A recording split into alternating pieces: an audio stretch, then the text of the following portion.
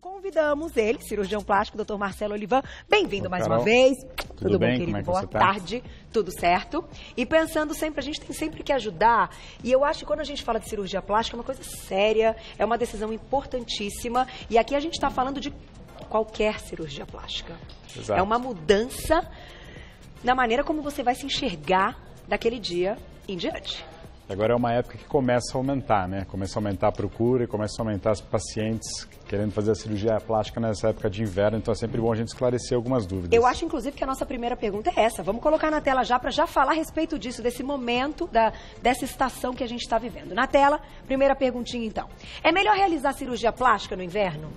Sim ou não? Sim, porque é mais confortável para o paciente. Tá. A primeira coisa é você ter um tempo hábil para recuperação. Às vezes tem gente que não tem um tempo hábil para recuperação no meio do ano, precisa fazer no final do ano por causa das férias. Já se você vai fazer uma cirurgia grande, você tem um tempo de recuperação nessa época de inverno, o frio, ele funciona, ele te ajuda a ter um efeito anti-inflamatório, uma redução do edema. Então você vai ficar menos inchada, um pouco menos marcada, é um pouco mais gostoso assim você passar essa fase nessa época do inverno. Mesmo as cintas, as malhas, todos esses outros acessórios que a gente utiliza no pós-operatório, eles são quentes. Então uma paciente que às vezes faz uma plástica no verão se incomoda mais com o uso de cinta, malha, para cirurgia abdominal, para cirurgia de lipoaspiração, do que essa paciente que faz no inverno, que é mais fácil de esconder. E isso funciona também para uma cirurgia, nariz, orelha e tal. Na face é a mesma Queixinho. coisa. Na face é a mesma coisa. Às vezes a paciente faz uma cirurgia de face, utiliza um lenço ou pode utilizar uma maquiagem muito mais fácil, um cabelo mais solto, uma gola mais alta. É muito mais fácil esconder no frio um hematoma, alguma coisa assim, alguma coisinha, algum roxinho. Então elas preferem bastante. Olha que legal, tem um vídeo que ilustra um pouquinho um lance de cicatrização. É tão legal falar de cicatrização, porque quem nunca passou por uma cirurgia sempre tem um receio de ter uma queloide, por exemplo, que eu acho que a gente pode falar a respeito disso. Vamos colocar o vídeo na tela? Olha só que legal, explica pra gente. Então esse vídeo foi um vídeo que eu coloquei aqui rápido pra gente colocar como é que funciona o processo, né? Quais são as coisas envolvidas depois de uma cirurgia. Tá. Então as células são atingidas, tá? A gente corta tecido, corta material, retira, modifica. Isso vai ter o quê? Esse processo de retirar os tecidos, o corpo vai, ao mesmo tempo, se defender e se reparar. Tá. Ele não está sabendo o que está acontecendo na hora que a gente está fazendo uma cirurgia, apesar de ser um ganho. Ele vai dar algumas alterações nas moléculas, ele vai perder nutrientes, vai perder células, vai aumentar a produção de radicais livres. Tá. E tudo isso depois, o nosso corpo vai precisar o quê? Reconstruir todo esse tecido lesado. Então o que a gente está mostrando aí são esses radicais livres como se estivessem infectando as células locais. Destruindo todas essas fases, todos esses nossos tecidos, tá? Tá? Ele vai até modificar o quê? Nosso DNA nessa fase inicial. Ah, é? Vai modificar nosso DNA. Por isso que é importante a gente estar com o corpo inteiro funcionando direito para uma cirurgia, né? Porque a gente vai ser submetido a um estresse. Então as células, algumas células vão morrer, que a gente está nesse processo cirúrgico, vão contaminar, algumas outras células dessa região vão todas morrer. Depois de um tempo, o que vai acontecer? O sangue vai liberar nessa região nutrientes, células, vai liberar tudo que a gente começar a ingerir, por isso que tem que ter uma boa alimentação no pós-operatório, e vai começar a reparar essas células e dar uma reconstrução tecidual. Que é essa cicatrização no tempo. O processo da cicatrização no final. Tá. Se você não estiver bem nutrida, bem alimentada, você vai ter o quê? Uma chance maior de edema, uma cicatriz que pode demorar mais para fechar, uma facilidade de um ponto para abrir, uma cicatriz que pode ficar mais hipertrófica, mais vermelho ao longo do tempo. Eu ia te perguntar a respeito disso. Por que algumas pessoas, vamos supor, faz uma prótese coloca prótese de mama. Um seio dá tudo certo e no outro, às vezes, enfim, fica com um pouco de pus, um pouco de inflamação e até infecção na região e precisa cuidar um pouquinho mais.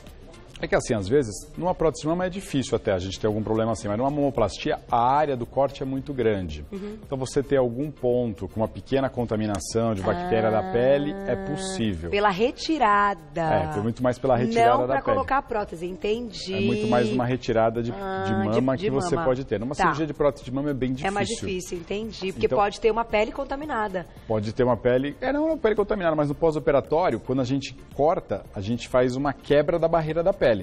Então é um ponto que uma bactéria pode se instalar.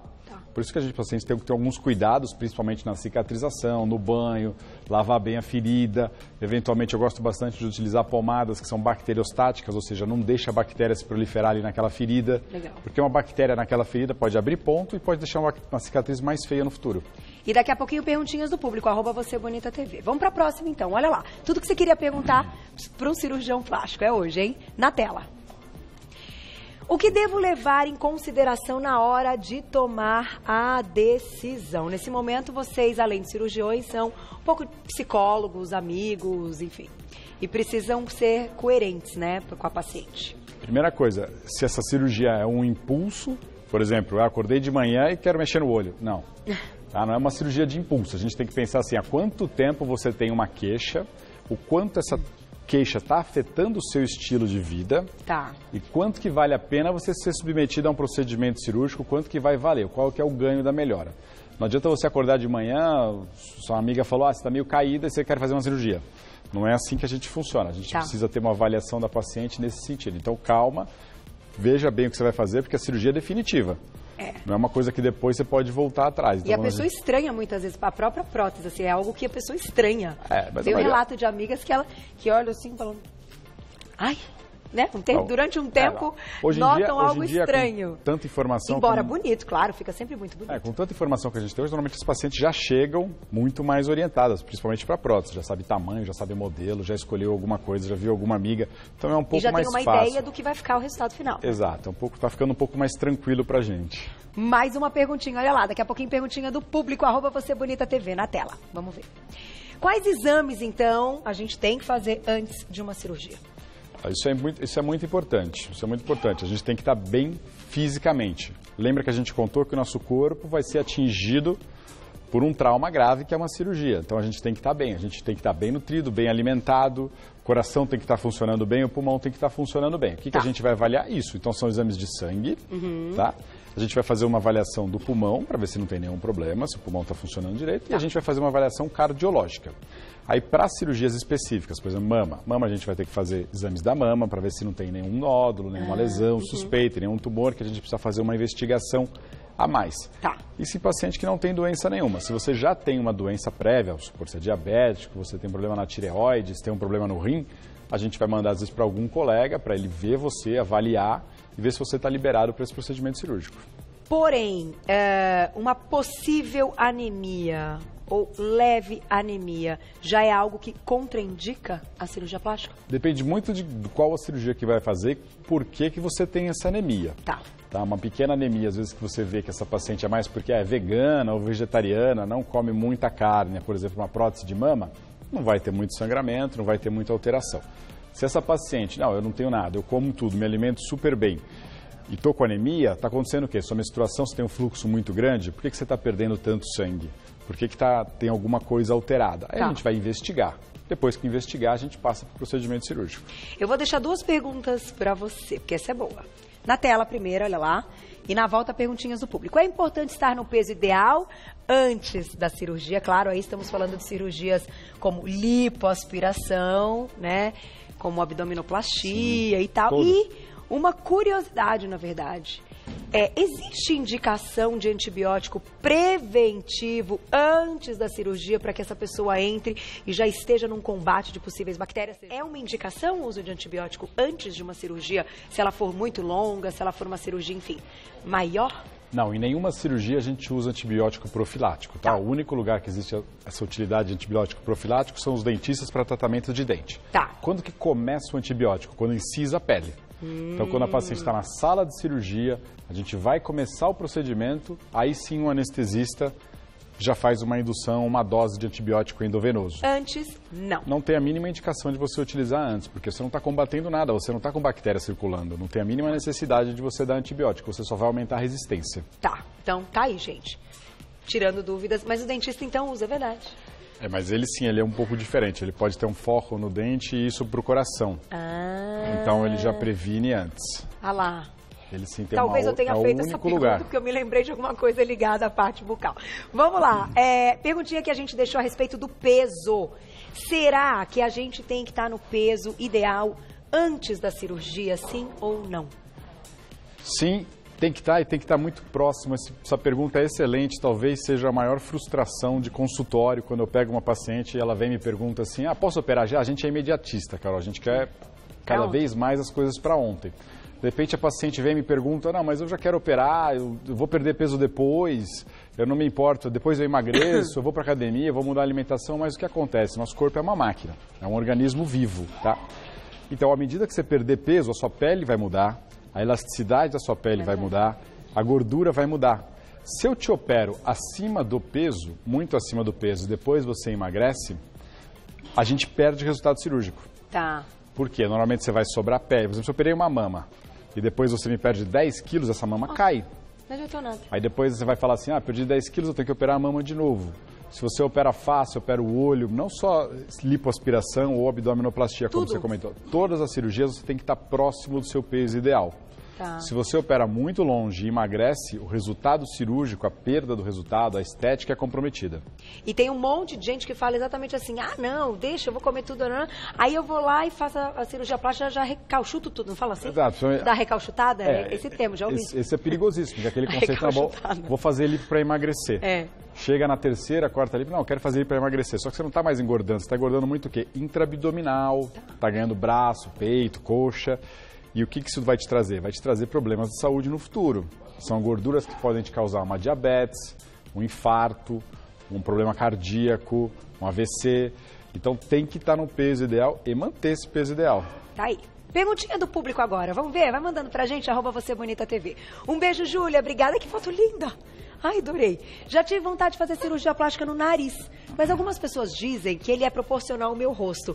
Essa proporção elevada sempre em conta na consulta? Você já teve aí alguma paciente que você olhou e falou assim, você não precisa de uma cirurgia no nariz? Eu acho que a cirurgia mais negada que a gente fala em consultório é a cirurgia de nariz. Sério? Exatamente. Às vezes a paciente, ela tem uma visão do nariz dela que não combina com o rosto dela. A gente tenta sempre explicar quais são as medidas, quais são as dimensões, que partes que constituem o nariz e por que aquele nariz está adaptado a ela. Tá.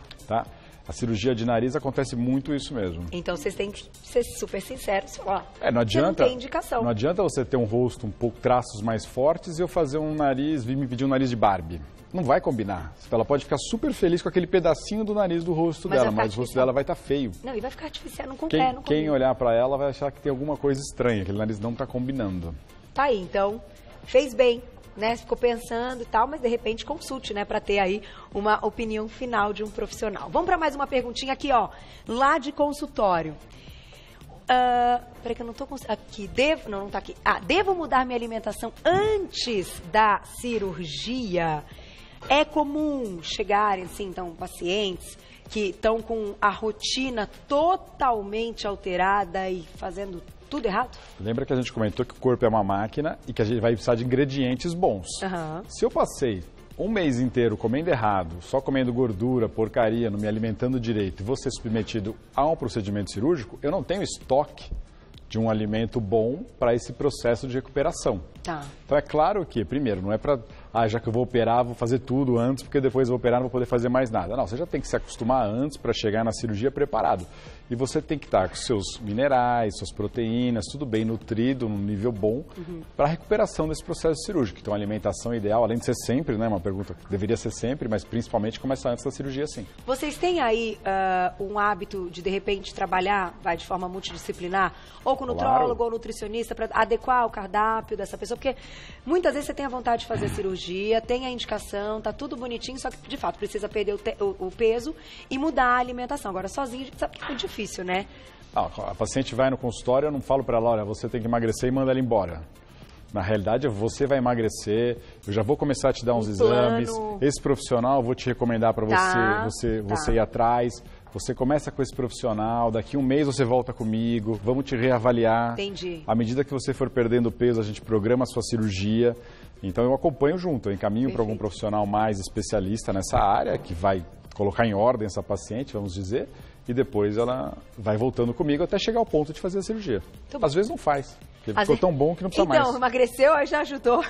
Vamos lá, próxima perguntinha do público. Quem escreveu pra gente? Um beijo, Patrícia, obrigada. Pós-cirurgia, essa dieta tem que durar quanto tempo? Então, assim, O pós-cirúrgico tem uma dieta específica? Não é uma dieta, é uma alimentação saudável, que vai durar pro resto da sua vida, né? Na realidade, eu espero.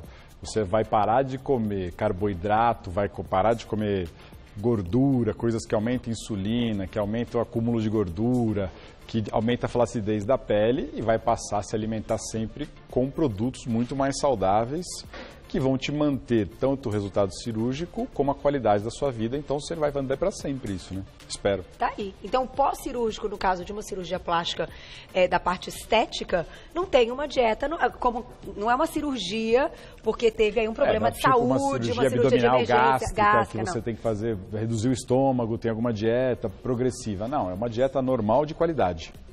Com calorias ali ideais. Para você. Para a pessoa. Tem uma perguntinha aqui que a gente separou, mas eu tô com uma curiosidade que me veio na cabeça, eu vou fazer antes, minha diretora. Para vocês terem ideia da quantidade de gordura abdominal, por exemplo, que você vai conseguir tirar, até para essa paciente estar ciente mais ou menos do quanto vai sair, coisa e tal, a gente já tem hoje o exame de bioimpedância, que a gente tem noção da porcentagem de gordura que a gente tem, certo? Que mede gordura, músculo e água. Agora, vocês têm aquele aparelhinho que é um terror, né? Que ele vem assim, o adipômetro, aquele clipe gigantesco que dá uma apertadona na barriguinha. Ele é que te dá toda a ideia do quanto é possível remover aí de gordura? Como é que é esse estudo da paciente um pouco antes, né, que você tem que fazer as marcações? Então, a bioimpedância, ela vai te dar a gordura corporal total. Tá. Que vai incluir tudo que você tem no corpo e principalmente toda a sua gordura intraabdominal. Tá. A gordura intraabdominal eu não tenho como acessar. Eu não vou fazer, por exemplo, uma lipoaspiração. Ele dá a intraabdominal ou é a bioimpedância? Dá toda. Ela não dá selecionada. O que eu posso atingir numa cirurgia plástica? Eu só posso atingir as camadas de gordura, essas que estão abaixo da pele. Tá? Acima da musculatura e abaixo da pele. Essas a gente faz esse mecanismo ou com bioimpedância, ou com adipômetro, ou com pinch test, com o dedo mesmo, né? A gente vai palpando a paciente e vai falando, olha, aqui você tem uma gordura que eu consigo tirar, aqui eu tenho uma gordura que não consigo tirar. Às vezes vem a paciente com um abdômen volumoso, bem grande, e acha que eu consigo tirar aquela gordura. Mas não, por quê? A maior parte daquela gordura está dentro da barriga. Tá. Então, se ela fizer em bioimpedância, der 20% de gordura, mas tiver tudo dentro da barriga, eu não consigo fazer a cirurgia naquela paciente. Entendi. Por isso que a gente tem que, muitas vezes, fazer o exame físico. E no exame físico que eu consigo mostrar para o paciente que áreas que eu consigo acessar e por quê. Entendi. Não, isso é interessante porque, claro, e também a experiência já de saber o quanto você vai poder retirar. Qual é o limite? Não, tem um limite, a gente tem um limite. A gente pode fazer até 7% do peso corporal, é uma indicação 7%. Da Sociedade Brasileira de Cirurgia Plástica, quando você utiliza infiltração com soro fisiológico adrenalina, é um máximo de 7% do peso corporal, que a gente sabe que acima disso você aumenta muito a complicação pós-operatória. Mas se essa pessoa, depois que desinchar, subir lá e fizer a bioimpedância de novo, ela está 7% a menos? Aparece no exame de bioimpedância? Será? Não vai estar 7% a menos, porque quando a gente faz a lipoaspiração, saem outros, não sai só também. Gordura, mas uns 4 ela vai estar. Dá uma diminuída boa. Vai estar. Muito bom. Perguntinha na tela, olha lá. Adoro, hein, gente? Plantão de dúvidas total de cirurgia. É importante praticar atividade física antes da cirurgia? Atividade física é claro, eu sei que vocês levantam a bandeira, é importante, mas iniciar uma atividade física antes da cirurgia é indicado? Sim, é indicado. Você, como atleta, sabe todos os benefícios praticamente que a gente tem numa atividade física. Aí, atleta, você olha, muito obrigada, tá longe de ser atleta, mas é bom, é bom. Então, o que acontece? A gente vai ter o quê? No nosso corpo, a gente vai preparar a nossa máquina para um estresse com a atividade física. Tá. Então, a gente vai melhorar a nossa função cardíaca, a gente vai melhorar a função dos nossos músculos, nossos tendões, alongamento, a nossa pele, vai estar tudo mais preparada para o estresse que é o procedimento cirúrgico. Entendi. Tanto o estresse como a recuperação. E até a parte, principalmente, de psicológico, daquele bem-estar que a atividade física faz. Então, você tem muito mais facilidade de encarar e passar por esse processo cirúrgico. Fez a cirurgia, tem um período aí. Sim, cada cirurgia tem um tempo para recuperação, né? Tem cirurgias mais simples que a gente vai liberando uma atividade mais rápido, até as cirurgias maiores, principalmente na região abdominal, que a gente espera um pouco mais, a partir de 15 dias, 3 semanas, pelo menos uma caminhadinha leve, qualquer cirurgia o paciente já está começando. Tá aí, gente. Simples assim. Comece ontem a atividade física, mesmo que não vá fazer cirurgia plástica, né, doutor? Exato. Perguntinha do público na tela. Quem escreveu pra gente? Um beijo, Tati, obrigada. Após uma cirurgia de prótese de mama, em quanto tempo posso voltar a treinar? A mama é, digamos assim, aquela que tem que ter um cuidadinho um pouquinho maior. A cirurgia da prótese de mama, Tati, é um pouco mais rápido até essa recuperação, porque é uma incisão pequena. A gente faz apenas uma incisão pequena, a maioria no sulco da mama. E essas próteses hoje em dia têm uma tendência a ficar muito mais estável, ou seja, grudar naqueles tecidos muito mais rápido. Elas não são como as próteses antigamente, que costumavam girar ou sair de posição. Então, se a prótese é bem estável, está bem fixa, bem estável, com pouca possibilidade de mover-se, a gente já libera a partir de uns 15 dias de pós-operatório. E mesmo que for embaixo do músculo? Embaixo do músculo, o problema de mexer é principalmente dor, né? Então, embaixo do músculo é uma região que é mais dolorida. Então, ela vai ter um pouco mais de tempo para voltar para a sua atividade. Ela vai voltar principalmente aos poucos no membro inferior, até chegar no membro superior com cerca de um mês, mais ou menos. Mas todas as minhas amigas colocaram por baixo do músculo, o resultado ficou mais bonito. Opinião minha e delas. Aí, então, é uma questão até do processo. Então, não, é interessante depende. Às isso, vezes, né? Porque tem formas de colocar. O que a gente tem por baixo do músculo é a prótese tem um aspecto mais natural. Natural, isso. Tá? É. Mas aí isso, assim, fica mais... Mas se você utilizar uma prótese mais natural já de início, você já consegue esse efeito sem botar embaixo do músculo. Porque até embaixo do músculo tem outros problemas, principalmente a dor, né? E a respiração, né? Você tem que aprender a respirar de novo, né? Assim, no início incomoda bastante. Então, eu acho que ela camufla mais a prótese. Tá. Às vezes, para as pessoas que gostam de uma prótese mais natural, mais discreta, pode ser uma vai gostar embaixo do músculo. Nesses casos, eu prefiro até utilizar as próteses anatômicas, que aí já me dão esse efeito sem eu precisar... Não fica bolinha, né, doutor? A famosa bolinha. Exato, eu posso manter o músculo intacto, né? Tá aí. É muito divertido falar sobre isso, né? Olha, eu sei que chegaram várias perguntas, mas nosso querido cirurgião plástico, Dr. Marcelo Olivan, volta para responder. O mais importante é que, né, quando você tiver aí uma decisão, procure realmente um profissional que tenha aí todo o gabarito, porque cirurgia plástica é pro resto da vida, gente. E claro, a gente está falando que é para ser muito melhor, para melhorar a qualidade de vida, para melhorar a sua autoestima e para que você se recupere bem e volte às suas atividades, né? Com certeza. Quem quiser saber mais, tem um site, www.doutorabreviado.marceloolivan, com N no final, .com.br. doutormarceloolivan.com.br. Muito obrigada. Obrigado, Até Carol. a próxima.